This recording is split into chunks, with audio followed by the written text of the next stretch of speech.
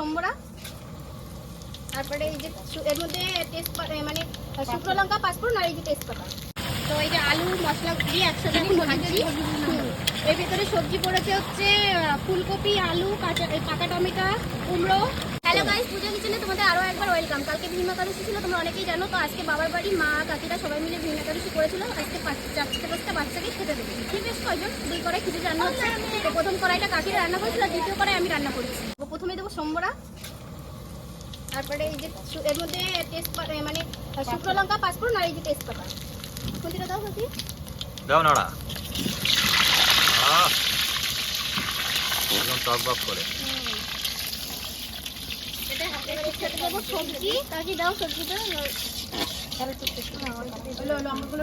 তেজপাতাটা একটুখানি হালকাই হোক। কাকিরা সাথে আছে, যায়নি।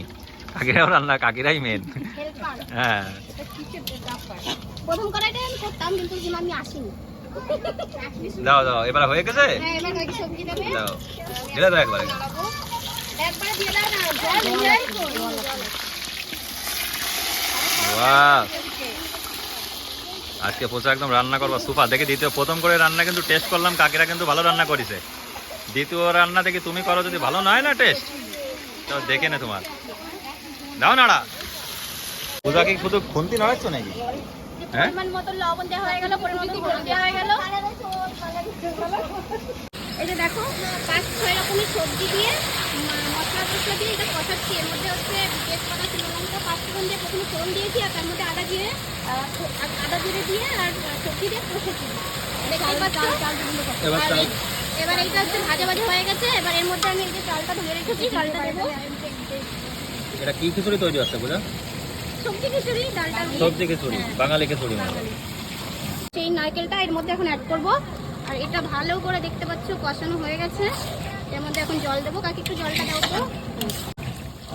পরিমাণ মতো জল দিয়ে দিলাম। তো প্রায় 20 মিনিট ধরে এই যে চালটা ফুটছে, প্রায় সিদ্ধ হয়ে গেছে চালটা। আর এই যে ডাল সিদ্ধ করা ছিল, এটা এখন এর মধ্যে অ্যাড করবো।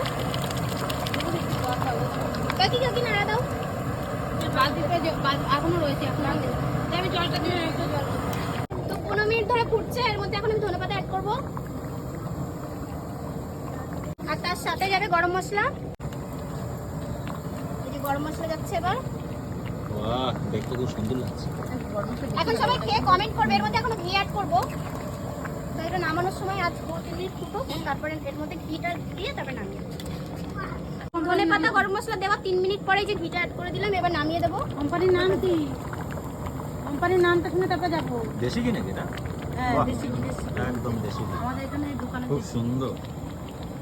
আরে কালারটাও এত সুন্দর হয়েছে। এবার নামিয়ে দিচ্ছি, সবকিছু কমপ্লিট। এই যে যা ধরে দিয়ে দাও তো দেন।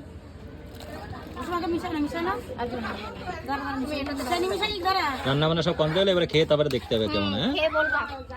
অবশ্যই বলবো। আর রান্নাটা কিন্তু এত সুপার হয়েছে, সুন্দর হয়েছে, তোমাদেরকে বলবো। দারুণ হয়েছে, দারুণ দারুণ।